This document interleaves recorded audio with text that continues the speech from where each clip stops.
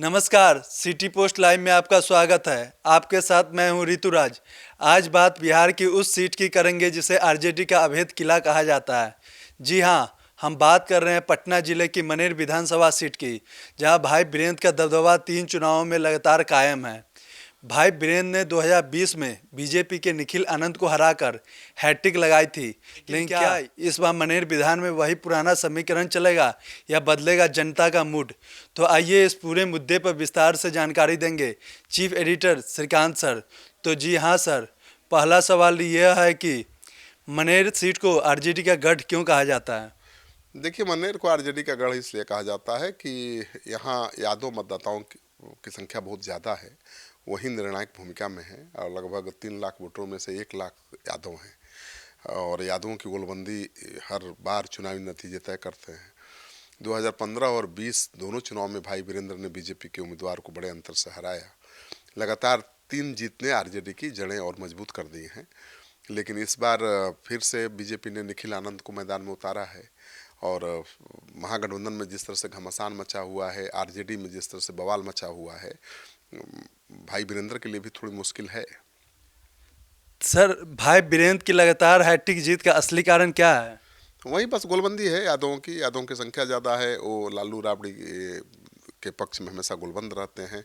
और दूसरी बात यह है कि भाई वीरेंद्र खुद जमीनी कार्यकर्ता हैं।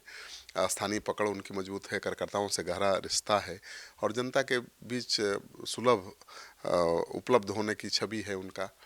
तो 2000 से लगातार इस इलाके में सक्रिय हैं और उनके विरोधी अक्सर दिल्ली या पटना की राजनीति में व्यस्त रहते हैं, जबकि भाई वीरेंद्र गांव-गांव में मौजूद रहते हैं और यही उनकी सबसे बड़ी राजनीतिक ताकत भी है।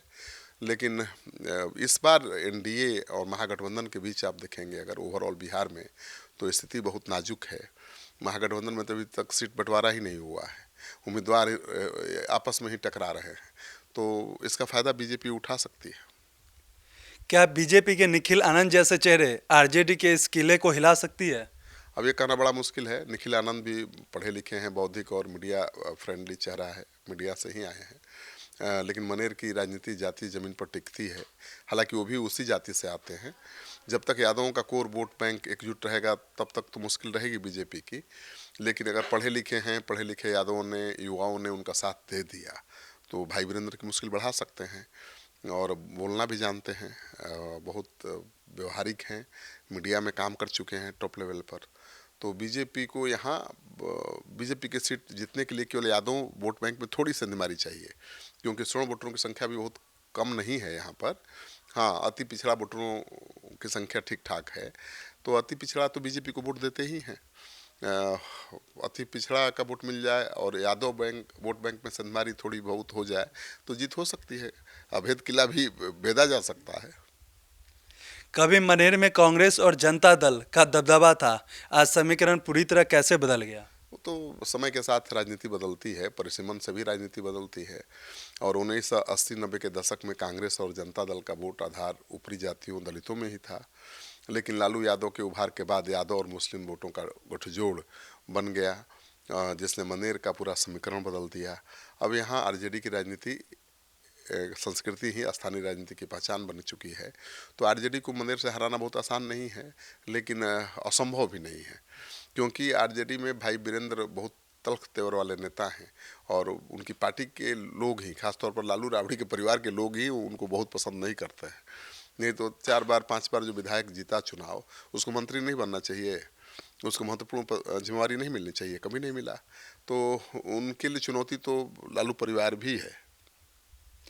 श्रीकांत निराला 4 बार विधायक रह चुके हैं, फिर आज उनकी पकड़ क्यों कमजोर पड़ी हुई है? हाँ, समय के साथ बदलता है। अब तो श्रीकांत निराला ने कई पार्टियों के टिकट पर चुनाव लड़ा, कांग्रेस, जनता दल, आरजेडी। लेकिन लगातार दल बदलने से भी विश्वसनीयता खत्म होती है और युवा मतदाता नए चेहरे चाहते हैं और स्थानीय नेतृत्व के साथ स्थिरता को अहमियत भी देते हैं।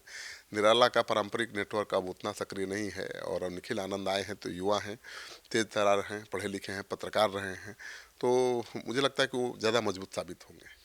तो मनेर की जंग में तस्वीर साफ है, एक तरफ आरजेडी का अनुभव और जीत का रिकॉर्ड कायम रहेगा, तो वहीं दूसरी तरफ विपक्ष की चुनौती और नए समीकरणों की तलाश है। तो अब इस पूरे मुद्दे पर आपकी क्या राय है, कमेंट सेक्शन में जरूर बताइएगा। तो आए की खबरों के लिए जुड़े रहिए हमारे साथ और देखते रहिए सिटी पोस्ट लाइव। तब तक के लिए धन्यवाद।